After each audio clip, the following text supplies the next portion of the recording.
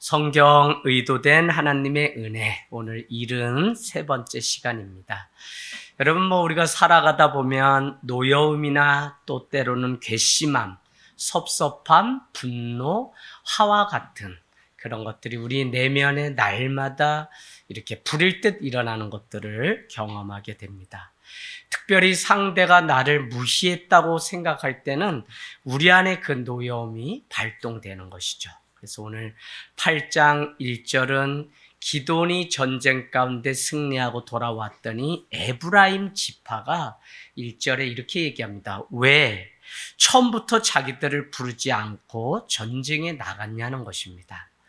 우리가 잘 아는 것처럼 므낫세 지파인 기돈은 이 순간을 자신의 겸손으로 에브라임 지파의 불만을 잠재웠던 것을 알 수 있습니다. 그 방법은 우리가 2절 말씀 볼까요? 이렇게 이야기합니다. 내가 이제 행한 일이 너희가 한 것에 비교나 되겠느냐. 내가 혼자 나가서 기도하니 이 므낫세 지파가 싸워서 승리한 이것, 미디안과의 싸움 이것, 승리가 너희가 행한 그것보다 내가 더 크겠느냐? 아니다. 에브라임 너희가 더 나보다 위대하다고 세워가면서 또 이렇게 얘기하죠. 2절에 보니까 에브라임의 끝물 포도가 뭐죠? 이 끝물이면 다 그냥 열매가 아닌 거죠? 그게 오히려 아비에셀의 만물 첫 것보다 더 낫지 않느냐라고 그렇게 이야기를 하면서 에브라임 지파를 이렇게 위로하고 있는 것을 우리는 볼 수 있어요. 여러분, 우리는 혈과 육의 싸움으로 이것을 싸워야 되는지 아닌지 늘 깨어 있어야 돼요. 사실 이치로 보고 또 사실 근거에 의하면 나도 억울하고 따질 수 있는 일은 많이 있지만 우리는 오히려 그 순간을 배려함을 통해서 오히려 이것을 물들지 않고 그 싸움에 빠져들지 않고 겸손으로 이와 같은 것들을 이겨버리는 지혜를 오늘 기도원의 사람들을 통해서 볼 수 있습니다. 여러분이 1절에 다시 가서 한번 표시해 보시면 에브라임 지파는 뭐라고 얘기하는 거냐면 우리를 이같이 대접함이 어찌 됨이냐라는 것입니다. 아니 너희끼리 가서 싸워서 승리해놓고 막 자축하면서 우리가 했다 이게 괘씸한 거예요. 그동안 같이 하고 이렇게 했는데 요 전쟁에만 자기들끼리 가가지고 이렇게 싸워서 이기고 온 게 못마땅한 겁니다. 그러니까 에브라임 지파는 왜 우리는 데리고 가지 않았냐고 그렇게 이야기하는 거죠. 감정이 상하고 화가 날 때 어떤 행동을 하는지를 보면 그 사람의 됨됨이를 우리는 알 수 있습니다. 일단 감정이 좋지 않을 때 입을 닫고 그 자리를 잠시 피하는 것도 좋은 방법이겠죠.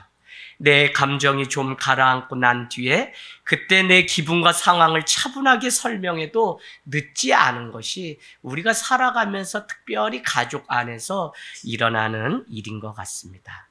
오늘 여러분 장자였던 에브라임 지파가 참 안타까운 모습을 보였습니다. 이스라엘의 지도자임에도 불구하고 그들은 정작 전쟁 중에 아무런 역할도 하지 않다가 모든 전쟁이 끝나자마자 영적인 능력을 상실한 지도자의 그런 허세를 보여주고 있는 것입니다. 오늘 기돈 전쟁을 통해 이스라엘 백성들은 전쟁을 할 준비가 되지 않은 그 모습을 에브라임을 통해서도 볼 수 있고 또 지도자들의 이런 허세와 같은 것들을 오늘 에브라임 사람들을 통해서 볼 수 있습니다. 그래서 우리가 지금 어떻게 잘 준비해서 깨어서 살아가야 하는지를 우리는 에브라임을 통해서도 배우게 되고 결국 오늘 승리자 같지만 8장이 끝나면서 기도는 에봇이라고 하는 것을 입으면서 자기가 하나님의 영광을 취하려고 하는 그 마지막 순간에 타락하는 모습을 통해 우리는 기도원을 통해서도 배울 것들이 오늘 있는 것입니다. 여러분, 오늘 기도원의 반응을 우리는 자꾸 이렇게 들여다보는데 어쨌거나 3절까지는 저 상황 가운데 어떻게 저런 멘트를 할 수 있을까? 상대방의 노여움이 한 방에 풀릴 수 있는 기가 막힌 멘트를 날리는 것입니다. 자신이 했던 일에 대해서는 한없이 낮추고 상대방이 한 일에 대해서는 한없이 높이는 이 지혜를 통해 겸손함이 결국 승리하는 비결인 것을 우리는 알 수 있습니다. 내가 이제 행한 일이 너희가 행한 것보다 낫지 않다라고 그는 선언하며 또 너희의 포도의 주의 끝물이 오히려 아비에셀의 만물보다 더 낫지 않느냐고 그렇게 높여 세우는 것을 볼 수 있어요. 3절로 한번 가보세요. 3절에는 하나님이 미디안의 방백 오렙과 스앱을 너희 손에 넘겨주었으니, 누구한테 하는 거죠? 에브라임에게. 기드온이 계속 얘기하는 겁니다. 그 미디안의 왕이었던 오렙과 스앱을 너희에게 넘겨주었으니 내가 한 일이 어찌 능히 너희가 한 것에 비교나 되겠느냐. 나는 한 것이 없다. 그러니 에브라임아 제발 노여움을 풀라고 그렇게 이렇게 하는 것을 우리는 볼 수 있습니다. 여러분, 어떤 일이 있을 때 우리는 감정으로 대응하지 않고 상대방의 분노를 잠재울 수 있는 사람이 큰 사람이에요. 세상을 살면서 억울한 일 얼마나 많습니까? 다 말 못하고 살아가는 게 우리의 인생이죠. 그래서 우리는 주님께 가지고 나와서 기도하는 것입니다. 아무도 몰라준다고 오늘 우리 권찰님이 말씀했습니다. 그러나 주님이 아시기 때문에 싸움 대신, 혈과 육의 싸움 대신 믿는 성도는 기도를 택하여서 하나님 앞에 나오는 것이며, 내가 예수 그리스도 안에 거하고 그의 말씀 안에 거하면 원하는 것이 무엇이든지 구하라. 그리하면 어떻게 해요? 다 주께서 이루어 주신다고 하는 요한복음 15장 8절, 7절의 이 말씀이 우리에게 축복의 말씀 되기를 원합니다. 여러분, 이것을 모르면 매일 혼자 억울해서 그 감정을 삭히지 못해서 병이 되는 것이죠. 상대방을 채워주니 3절 말씀의 결론은 어떻게 났죠? 에브라임 지파가 비로소 기드온의 말에 그들의 노여움을 한 방에 이렇게 풀었다고 그렇게 말씀하고 있는 것입니다. 참 우리의 한마디의 이 말이 그 순간순간에 사람의 비유를 맞추는 말이 아니라 하나님이 주신 그 지혜, 깨어있는 그 지혜가 영혼을 살리고 나의 생명도 살리는 일들을. 그래서 우리는 순간순간마다 감정에 반응하는 존재가 아니라 주님의 말씀을 가지고 있다, 그 말씀에 살아가야 돼. 여기 우리 아이들 다 있지만 이때의 죽는 훈련이 되지 않고 자기 그냥 승질대로 한다면 이 아이들은 앞으로 미래가 없어요. 그러나 죽는 훈련, 자아가 죽어지는 이 훈련들을 하면 그 사람이 반드시 하나님이 지도자로 사용하시고 쓰시는 것을 우리는 경험할 수 있습니다. 여러분, 4절 말씀 보세요.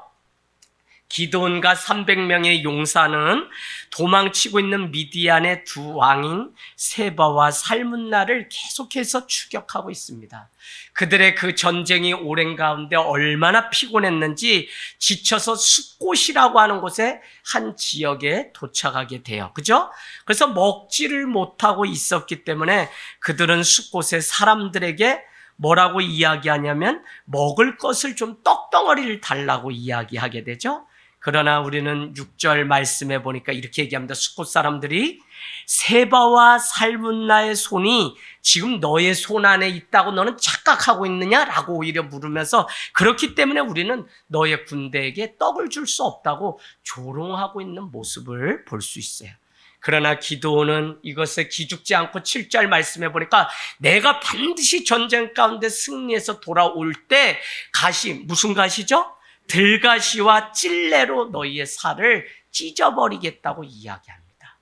여러분, 그러고는 그곳에 8절로 또 가세요. 분우엘이라고 하는 사람이 있는데 그에게도 말합니다. 우리가 먹을 것이 없으니 숲곳 백성들에게 말했던 것처럼 우리에게 떡덩어리를 달라고 이야기했더니 그곳 사람들도 그냥 똑같은 문전박대를 하는 겁니다.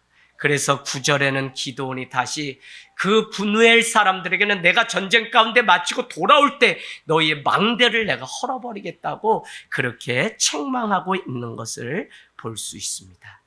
저는 오늘 말씀 사실 우리 권찰님 간증 들으면서 어떻게 하나님이 이렇게 일하실까? 왜냐하면 오늘 기드온의 300명의 그 용사들은 하나님의 눈앞에는 최고의 준비된 하나님의 군사였지만 사람들의 눈앞에는 아무것도 아닌 존재처럼 오늘 여겨졌다는 거예요.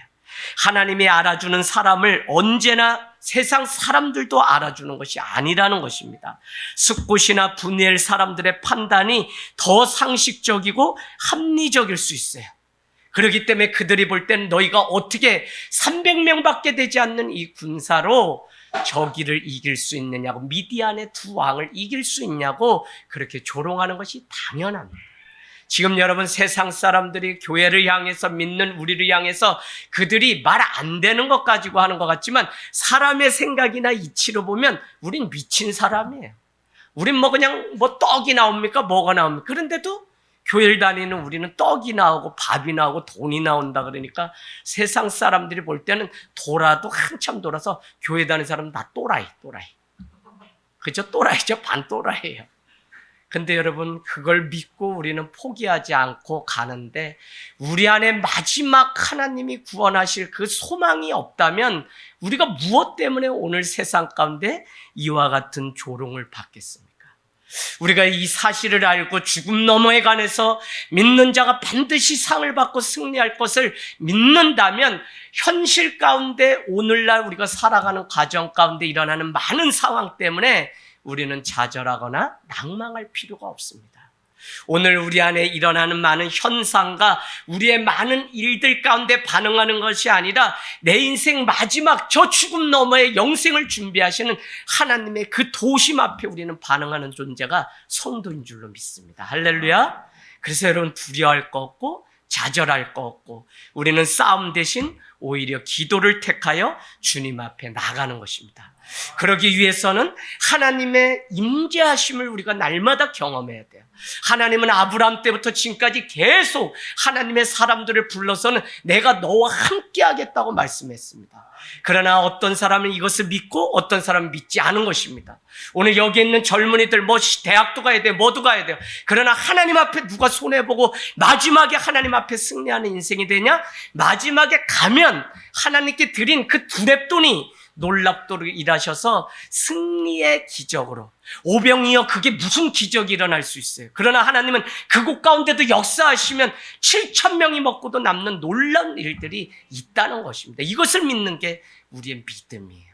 그래서 여러분, 현상이나 우리의 이치나 계산 가지고 신앙생활이 아니라 하나님 앞에 내가 어떤 순종으로, 그래서 믿음은 꾸준함이고 믿음은 성실이고 믿음은 뭐라 그랬죠? 믿음은 하나님의 은혜에 대한 반응이라고 말씀드렸습니다. 오늘 내 안에 은혜가 있다면 우린 그것에 반응하는 존재지 세상 움직이는 그런 시스템에 움직이지 않아요. 교회가 왜 커지면 자꾸 시스템화 되냐? 반응하지 않습니다. 사람들은 그냥 내 역할만 하려고 그래. 사역자들도. 그러니 영혼을 향한 품고 그 한 생명을 살리려고 하는 모습들이 보이지 않는 게 문제예요. 제가 오늘도 얘기하고 매일 우리에게 이게 더 신방이 필요하고, 이런 때일수록 목회자가 더 많은 희생을 해야지 교회는, 성도는 살아나는 것이지, 나도 희생하지 않고, 물론 옛날 목사님들처럼 내 그냥 목숨까지도는 아니더라도, 왜 남 가족도 있으니까, 그러나 누군가는 희생해야 거기에 역사가 일어나지, 그냥 편한 대로 시스템대로 돌아가는 대로 내가 할 일 요거까지니까 다 끝났다가 아니라고요. 끝까지 사랑하는 그 사랑이 결국 세상을 바꾸는 놀라운 능력이 있습니다. 여러분의 에브라임 지파의 영적 허세와 마찬가지로 오늘 이 사건도 이스라엘의 영적 상태가 어떠한지를 그대로 드러내고 있습니다. 하나님의 안목으로 이스라엘 전체가 하나가 되어야 함에도 불구하고 신앙의 결핍적인 자세로 이스라엘은 지금 분열하고 싸우기를 멈춰선 사람들 같다니까요. 하지만 기드온의 300명 용사는 오늘 패주하는 미디안의 두 왕 군대를 끝까지 쫓아가서 그들을 멸절시키고 있습니다. 오늘 14절은 분명히 전쟁이 끝났을 때 숫곳 사람들이 어떻게 되었는지 14절은 보여줍니다. 그를 문전박대하는 그들에게 뭐라고 얘기하죠? 내가 돌아올 때 뭐요? 네? 어떻게 한다 그랬어요? 아까 7절, 8절. 예. 들가시와 찔레로 너희의 살을 찢어버리겠다. 그런데 14절 말씀해 보니까 한 소년을 만나게 되고, 숫곳 사람입니다. 그 소년에게 이렇게 신문하니 그가 장로가 77명 있고 그 방백의 현 주소, 숫곳 사람들의 상황을 알려주게 됩니다.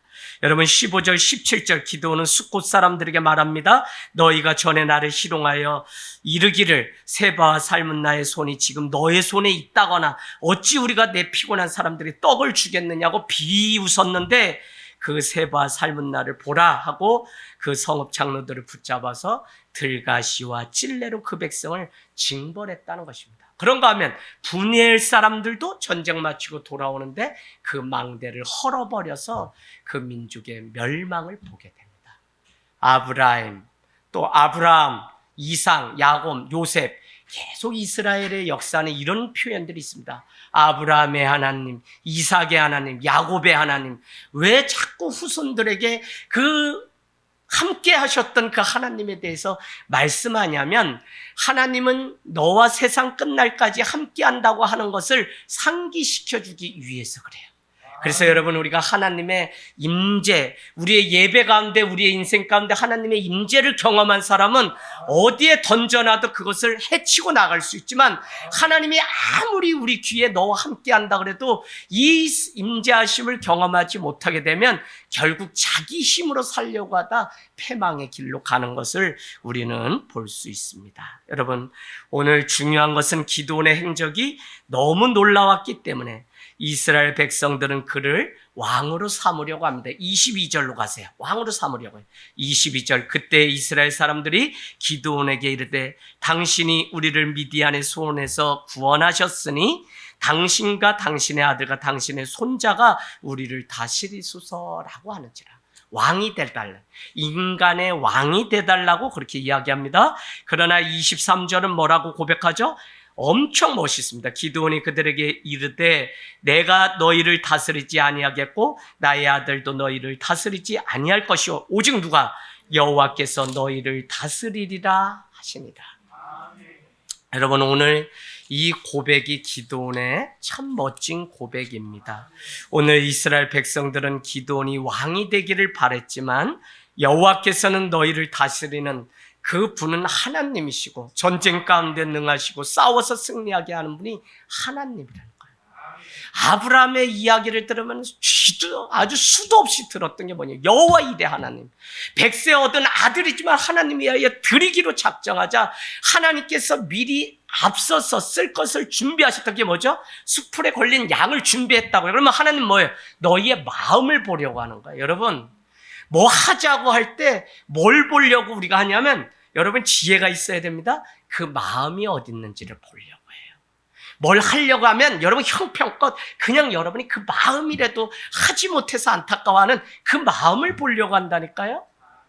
그래서 참 하나님은 사실 우리를 무너뜨리고 우리를 뭐 어떻게 하고 또 하나님의 그 마음을 이해하고 나니까 뭐 저 십자가 지는 게 막 어려운 게 아니라 아직도 내 안에 남아있는 자아 때문에 어려운 것이지, 그냥 내가 하나님의 마음이 어디 있는지 알게 되면 순종할 수 있어요. 근데 내가 그것을 자꾸 거부하고 내 계산이, 내 방식이, 내가 먼저 하니까 안 되더라고요. 그래서 여러분, 우리는 죽기까지 날마다 주님의 그 은혜, 하나님의 임재하심을 경험하면서 살아가는 것이 너무 중요합니다. 지금 이스라엘에게 중요한 것은 하나님의 다스림이에요. 그러나 이스라엘은 눈에 보이지 않는 하나님보다 다른 나라들처럼 왕의 제도를 탐을 내고 있는 것을 우리는 볼 수 있습니다. 이러한 의도를 잘 아는 기드온은 사람들의 추앙 가운데도 걸려 넘어지지 않고 오히려 나는 아니라고 자기를 부인할 수 있는 이것이 얼마나 큰 믿음인지 모릅니다. 여러분, 우리는 때로는 감정적인 기분보다 도리어 하나님의 말씀을 찾아야 하는 이유가 여기에 있습니다. 실패와 낭망하는 그것도 습관적이에요. 제가 참 이 영적인 거를 자꾸 나름대로 공부하고 보면 똑같은 죄를 짓는 게 계속 습관적으로 죄를 짓게 돼요. 그게 왜 그러냐면 우리의 감정대로 살기 때문에, 그렇기 때문에 우리는 그 순간에 자기의 이름을 지우고 그저 쓰임받는 것에 감사하는 그 신앙, 그 리더, 그 사람들이 될 때 하나님은 그 사람을 통해서 일하시는 것을 볼 수 있습니다. 내가 한 것이 아니라 하나님이 하셨다고 믿는, 하나님께 영광을 돌리는 그것. 그리고 이게 되지 않기 때문에 대학 가면 다 교회 떠나요. 성령의 임재를 경험 못했어요. 내가 한 거에 대학 간 거. 그러니 안 되는 거예요, 여러분. 그러니 무슨 대학 가면 다, 더구나 교회 다니면 창조론도 믿음으로 우리가 믿는다 이러지만 이론으로 설명해내지 못하니 벌써 교회를 다니던 아이들이 다 세상적으로 타락해서 무슨 창조론을 아직도 믿냐 이놈아. 그러면 진화론 이야기하면 창조론을 말할 수 있는 뭐가 준비되지 않고 실력이 없이 그냥 세상 대학에 나가버리니까 그냥 그들이 가는 대로 따라가고, 그렇게 되면 내가 믿는 하나님이 아무것도 아니었구나.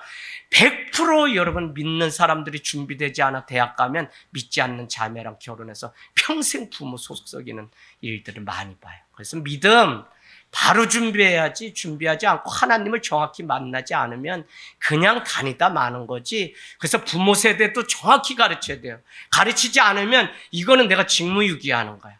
그래서 자녀들도 바로, 그래서 하나님이 빌립보서로 가보세요. 빌립보서 2장 14절. 빌립보서 2장 14절. 꿈을 누가 주시는지 정확히 아셔야 돼요. 내가 아무리 꿈꾼 거, 내 그냥 배 채우다가 마는 거지 아무것도 안 해요. 꿈이 크다면 여러분이 2장 13절. 신약 319페이지. 제가 요즘 막 만나는 사람들이 아이들이 한 명도 없대요. 근데 우리 교회는 그래도 있는 게 너무 감사해요. 근데 이 아이들을 지켜야 되겠다는 마지막 사명이 있으니까 애들을 위해서 그냥 막 설교하고 싶은 마음이 불같이 일어나요. 어른들도 물론 바로 그냥 해서 신앙의 본보여라 이렇게 하고 싶지만 애들도 부모 탓하지 말고 시대 탓하지 말고 세상 흘러가는 대로 살지 말고 이것들아 네 인생 너희가 잘 간직해서 너희 멋지게 살아서 하나님께 쓰임받는 인생 되라 막 축복하고 싶은 마음이 부를 듯 일어나요. 여러분 속지 마세요. 자, 2장 13절 읽습니다. 시작. 너희 안에서 행하시는 이는 하나님이시니 자기의 기쁘신 뜻을 위하여 너희에게 소원을 두고 행하시다. 소원 아래 여러분은 비전이라고 써놔요. 우리 비전 하는데 그 비전 누가 주죠? 하나님이. 왜요? 자기의 기쁜 뜻을 위해서. 이게 나의 기쁜 뜻을 위해서 내가 꿈꾸는 일이 되면 자기 배부름 위해서 하나님께 영광 하나도 돌리지 않아요. 그래서 이게 문제예요. 승준이, 유리. 그래서 준비해야 되는 거 알지? 고3이에요.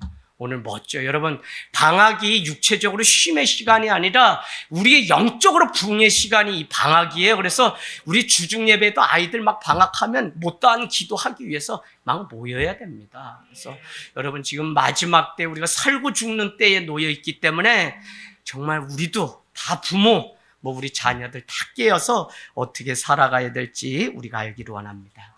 교단의 한 후배가 대학 박사 논문을 써서 사단의 전략이라고 하는 책을 이렇게 냈습니다. 존 번역의 거룩한 전쟁에서 사단의 전략을 찾아내서 논문을 썼는데 그는 사단의 전략을 크게 4가지로 했어요. 진석훈 목사님입니다. 세종 말씀교회. 제가 아주 사랑하는 후배인데, 자, 첫 번째 사단의 전략이 뭐냐? 첫 번째, 무죄 상태에 있던 인간을 타락시키는 전략. 우리가 죄가 없는데 깨끗할 수 있는데 그에게 죄를 집어넣는 거예요. 두 번째, 더 재밌습니다. 두 번째, 타락한 영혼을 사로잡아 지배하는 전략. 타락한 영혼을 놔주지 않고 이젠 지배해서 그것이 더 중독이 되게 하고 여러분, 우리가 영적으로 두려움, 또 무서움, 이런 여러 가지 현상들이 있는데 이거 사단이 우리를 잡고 놓아주지 않기 그래. 부모가 두려움이 영적에 빠지는 자녀들은 그 자녀도 그래. 우울증 왜 대물림해요? 부모의 그게 그대로 영적인 문제예요. 그래서 물론 다 영적이라고 할 수 없고 정신의 문제이기도 하지만 우리는 그래도 영적인 부분도 늘 간과하지 말아야 돼요. 그래서 끊어버리지 못하고 이 중독에 빠지는 이것이 사단이 그 타락에서 놓아주지 않고 계속 그 가문을 완전히 멸절시키려고 하는. 제가 희한해 죽겠어요. 고향 갈 때마다 가장 자살했다 죽었다 얘기를 그 시골에 그냥 푸른 초원위에 있는데 뭘 서울에서 직장 생활하다가 뭐 그래요. 부모가 그냥 수십 년을 이렇게 칼국수 뭐 찐빵 아는 찐빵 막 해서 하다가 어려워하니까 자식들 불러요. 그래가지고 대물림을 해줬어요, 이거를. 그런데 이 자식들이 그냥 수고도 안 하고 이것을 물려받으니까 저녁이면 가까운 정선 카지노에 가서 수십억을 날려먹고 돌아올 면목이 없으니까 농약 먹고 죽고 뭐 하는 일들이 고향 갈 때마다 들리니까 오우 너무 가슴이 아파 죽겠어요. 여러분 이것도 동네 유행. 그래 가만히 보면 아버지가 그랬더니 그 아들이 그러네. 그런 소문들이 막 있어요. 자, 셋째, 그리스도께 나가지 못하게 하는 전략. 근데 그 전략은 뭐냐면 내일 하면 되지예요. 대부분이 내일 하면 되지. 오늘만 시간이나 오늘 예배 못하면 내일 하면 되지. 절대 그렇지 않아요, 여러분. 오늘 드릴 건 오늘 드려야 되고 내일 드릴 건 내일 드려야 돼요. 내일은 누구의 시간이죠, 정혜경 집사님? 하나님의 시간. 하나님이 주셔야지 내일 있는 것이지 우린 당연히 내일 있다고 생각하면 착각이에요. 오늘도 밤에 부르면 우린 가는 거예요. 아무리 꿈이 크고 뭐 세상의 비전이 커도 하나님 은혜로 우리가 사는 것이지 아무 힘이 없는 것이 우리의 인생. 넷째, 거듭난 자를 은혜에서 떨어지게 하는 전략을 또 세요. 거듭났어요? 이미 제자 되었어요? 그러나 그를 그 은혜 자리에서 떨어지게 해요. 그래서 교회를 신앙생활 막 각오하고 이제는 믿음이 막 들어가잖아요. 그때 조심해야 돼요. 이 믿음의 그 고비를 뛰어넘지 못하면 다시 돌아오기까지는 너무 어려워요. 그래서 힘들어도 어려워도 그냥 죽기 살기로 주님 앞에 예배하고 그냥 인생의 발자국을 주님 앞에 찍으면 어떻게든지 승리해요. 예배 드리면 승리해요. 근데 그냥 어렵기 때문에 그 잠깐 쉬어서 갈게요. 목사님 기다려주세요. 제가 반드시 갑니다. 그러고 돌아온 사람 없어요. 너무 안타까워요. 영적인 원리를 모르니까 그러는 거죠. 그래서 여러분 내일이라는 건 없어요. 오늘 하나님 앞에 그냥 망신창이가 돼서 다 깨지고 그냥 나의 부족함이 있으면 그대로 가지고 와서 하나님의 능력을 구하는 것이지 여러분 없어요. 할렐루야. 자, 그래서 지금도 우는 사자처럼 삼킬 자를 두루 찾아다니는 사단을 능히 대적해서 싸워 승리하는 게 우리의 신앙이 돼야 됩니다. 그러나 기도원의 아름다운 삶은 마지막을 불행으로 마치게 되죠. 마지막에 그 한국교회도 문제가 생기는 그것은 다 욕심 때문에 그렇습니다. 그래서 오늘 보니까 24절로 가보세요. 기도원은 전리품 중에 금을 다 가져오라고 그 백성들에게 명령합니다. 그러고는 금을 모아서 에봇에 만들어서 자기 성읍 오브라에 두었는데 이스라엘 백성들은 그 아주 휘황찬란한 그 금이 달린 그 에봇을 하나의 우상처럼 섬겨서 그곳 앞에 절하고 그것을 신주 딴지 모시듯 그렇게 하는 모습들을 보게 됩니다. 그래서 27절에 가보면 결국 기드온과 그 온 집에 올무가 되게 돼요. 여러분, 그래서 계속적으로 겸손하지 않으면 우리는 우상을 섬기는 것이고, 겸손하지 않으면 내 자신이 나만 봐도 내 자신의 우월함 믿고 내가 누군데 이래요. 여러분께 오늘 말씀드리면 아침 일찍 3년 계약을 썼어요. 이 말을 막 하고 싶더라고요. 사장님, 솔직히 여기 다 죽었던 건물 교회가 와서 다 살려놓으니까 이제 50만 원 올려달라고요. 몇 년째 여기가 다 그냥 거미줄 낀 거 제가 다 떼내고 4층에서부터 지하까지 맨날 청소했는데 이럴 수 있습니까? 말을 하고 싶은 게 막 여기까지. 이해하시겠어요? 여러분, 교회를 저는 오면 전세로 살든 월세로 살든 하나님이 주신 곳이면 내가 주인이라는 마음으로 그렇게 해요. 근데 아저씨가 모르고 막 이렇게 하니까 얼마나 서운함이 막 오는지 계약서를 쓰자마자 이 말을 그냥 하고 싶은 마음이, 왜? 3년을 확보됐으니까. 근데 하나님이 입을 딱 막더라고요. 아저씨, 누가 있으면 사장님 사진 기념 계약서 하고 악수례도 하고 했자는데 아무도 없으니 우리 둘이 사장님 그동안 잘 그래도 있게 해주셔서 예배 잘하고 제가 반드시 부응해서 이 건물 사든지 제가 할 테니까 걱정하지 마시고 마음껏 목회해서 부응할 수 있도록 사장님도 도와주세요. 그래서 어떻게 하자고요? 안 합시다. 그래서 둘이 아무도 없는 새벽에 계약서 쓰고 앉는데 아저씨가 자꾸 배를 내밀어.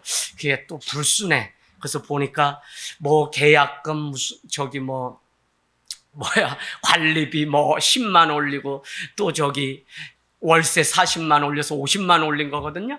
그런데 그거를 고정이라는 말을 안 써놨어. 그래서 제가 다시 꺼내서 사장님 이거 3년 고정, 관리금 올리지 않는다 3년 고정 가로치자. 그랬더니 아우 목사님 이 정도면 나 더 안 해. 아니요 사장님, 제가 올 때도 목사님 부흥해서 나갈 때까지 나가라 뭐해라 안 한다. 지난번에는 얼마나 승질이 나는지, 집이 7채가 있는데 내가 입 감고 교회 안 줘도 내가 살지 막 그러면서 교회 다 나가라고 막 그랬대.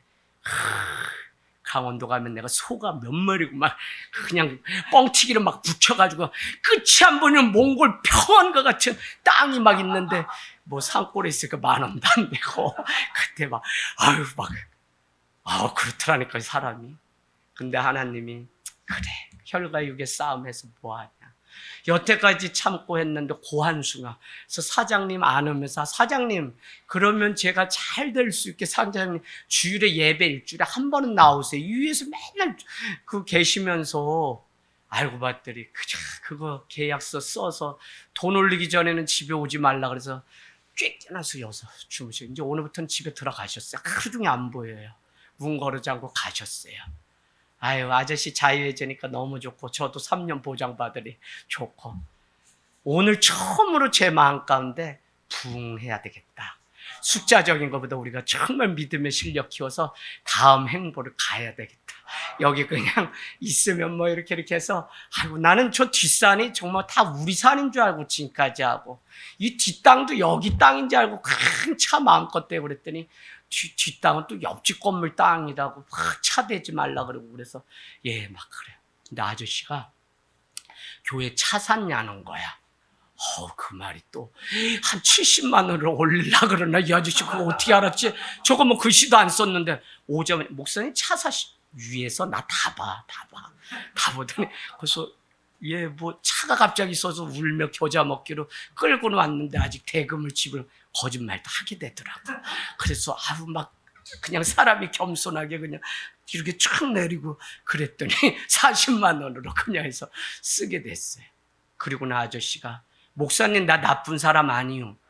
그래서 제가 왜 그런 얘기 안 했는데 왜요? 그랬더니 목사님 그래도 제가 인심 쓴다고 8월에 1일자로 계약했으니 이번 달은 그냥 예전처럼 내시고 8월 달부터 적용해요. 그래서 내가 이것도 고맙죠 그냥 없는 자의 서름을 아주 몇 주 동안 당했더니 그래도 그냥 물 떠드리고 차 대접하고 하고 참 사는 게 그죠?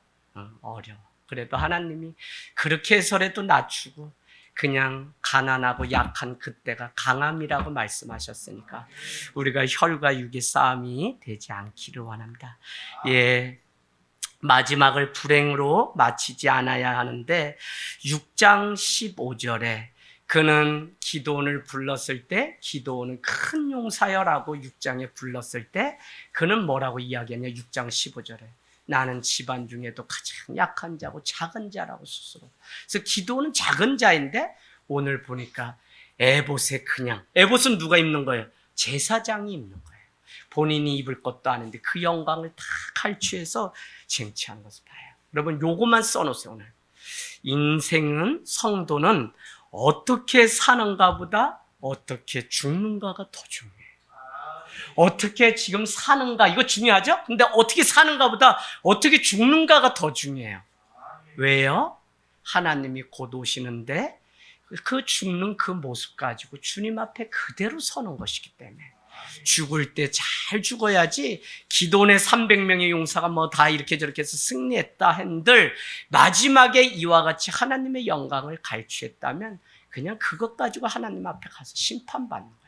그래서 여러분은 마지막에 내 삶이 마지막까지 경주를 잘 할 수 있도록 기도도 필요해요.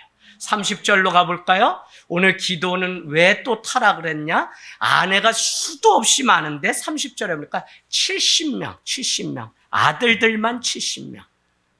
그러나 여러분 이것은 9장 56절에 가면 후일에 참극이 일어나는데 아비멜렉이 그의 형제 70명을 죽이는 일들이 일어나게 됩니다. 그럼에도 불구하고 오늘 28절에는 기드온이 40년 동안 평안했다라고 말을 하고, 기드온이 죽자마자 33절에 가니까 여전히 다시 바알과 다른 신들을 섬기고 있는 이스라엘의 모습. 그러니까 뭐죠? 성도는 하나님이 안 계시면 그냥 우상 섬기는 거예요. 지금도 그냥 내가 뭐 은혜에 조금 적셔서 밖에 나가봐요. 얼마나. 어떨 때는 그냥 막 더우면 그냥 그 옛날에 직장 끝나고 그냥 하던 거고 생맥이라는 게 생각이 나더라니까. 야, 이거 큰일 났다. 여러분, 순간 넘어가요, 순간. 제가 이렇게 갔더니 기장 측 감리교 뭐 몇 교교단은 또 자기들끼리 모이면 이것도 그냥 허락이 돼 있나 봐. 그래, 우리는 점잖은 또 장로교니까 그러면 쌍놈이야, 우리는. 그래서 가만데, 어휴, 족보대회 갔더니 그 옆에서 그냥 막걸리, 치약산 막걸리를 어우, 시원하다 이러는데, 나도 왕년에 저거 먹어봤는데. 예. 여러분, 정신 안 차리면 다 유혹하는 거야. 왜냐하면 그 생각만 품어도 죄라고 했기 때문에 그런 거예요. 뭐 먹어서 꼭 죄가 아니라, 그죠? 생각만 품어도 죄예요. 그래서 여러분, 참 죄가 늘 가까이 있다는 사실을 우리가 알아야 되는데, 그럴 수밖에 없는 게 34절에 이스라엘은 그들의 구원을 베푸신 하나님을 어떻게 해요? 기억하지 못했다. 기억이란 단어를 리멤버라 그랬죠? 다시 멤버 구성원, 다시 공동체의 구성원이 되게 하는 힘이 뭐냐? 기억하는 거예요. 하나님이 우리에게 은혜를 베푸신 걸 기억하는 거예요. 우리가 함께 사랑을 나눴던 그것을 기억하니까 이 코로나에도 우리가 무너지지 않고 더 모이니까, 우리가 먼저 준비되니까 새로운 영혼들이 계속 와서 또 이렇게 하는 거지. 이 기억이라는 것을 잊어버리게 되면 우리 아무것도 안 해요. 자, 더 중요한 것은 33절, 35절. 그 집에, 누구 집? 기드온이 이스라엘에서 큰 일들을 했는데, 그러면 어떻게 돼요? 하나님이나 그 백성이 이렇게 후대까지 어떻게 은혜를 베풀어야 되는데, 기드온의 그 수고도 기억하지 못했다는 거예요. 그죠? 35절. 내가 누군가에게 베푼 것에 대해서는 잊어버려야지 은혜가 임해요. 내가 누구 뭐 했는데 이거 잊어버려야 돼요? 그러나 하나님이나 누가 나에게 준 거에 대해서는 기억해야 돼요. 그게 아무것도 아닌 것 같지만 기억을 왜 해야 되냐면 겸손한 삶을 살게 돼요.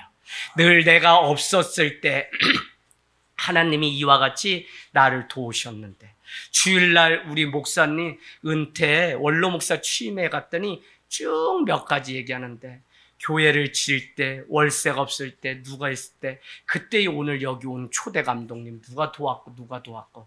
그래서 저는 빚진 자로 마칩니다. 43년 저도 돌아보면 내가 목회한 게 아니라 빚지고 마쳤는데 이제는 갚는 삶을 살겠습니다, 그러시더라고요. 그러면서 마지막 읽은 것이, 인자가 온 것은 섬김을 받으려 함이 아니라 도리어 섬기려고 왔다는 그 말씀이 그렇게 마음에 꽉 와닿았어요. 은혜를 아는 사람은 오늘도 섬겨야 되는 것만 있지, 은혜를 모르니까 더 받지 못해서 우리가 그러는 거지, 그렇지 않아요. 은혜를 아니까 하나님이 값없이 나를 위해서 주셨는데 내가 아무 주장할 게 없네. 그러니까 더 주고. 저는 오늘도 옥수수 가져오는데 권사님이 권사 일 좀 그만해요. 난 시골에 가도 우리 어머니 맨날 일해서 막 그냥, 그러고는 힘들다 뭐하다, 나인데 다 풀지 뭐 맨날 뭐. 그래서 뭐 엄마 목사가 그래 뭐 돈을 이럴 때 꽉 밑때리면서 엄마 100만 원 써 뭐 좀 이러길 원하는 걸 뭐예요? 그럼 걔놈 새끼 내가 그거 원하는 건 아니지. 그러면 막 이렇게 가가지고 식사 대접하고 막 그래요. 저도 기분 그냥 째지라고 어머니 그러면, 엄마 농협에 가요. 뭐 장 보고 일꾼 얻은 물건 사면 그냥 카드 3, 40씩 그냥 돈 많아야 될 사람 저는. 그런데도 권사님이 오늘도 하나님이 값없이 주신 그 은혜 때문에 성도들 이거 그냥 하나님이 교회 같이 나눠 먹으라고 농사하는 거예요. 그럴 때 뭉클해요. 그래서 예, 농사 계속 짓는 분들이 계속 권사님은 이제 그만 지시고 또 이어서 누가 지시고 해서 계속 예 할렐루야. 네. 그럼 저는 계속 부흥시킬 테니까 여러분이 나머지는 책임지시면 좋겠습니다. 할렐루야.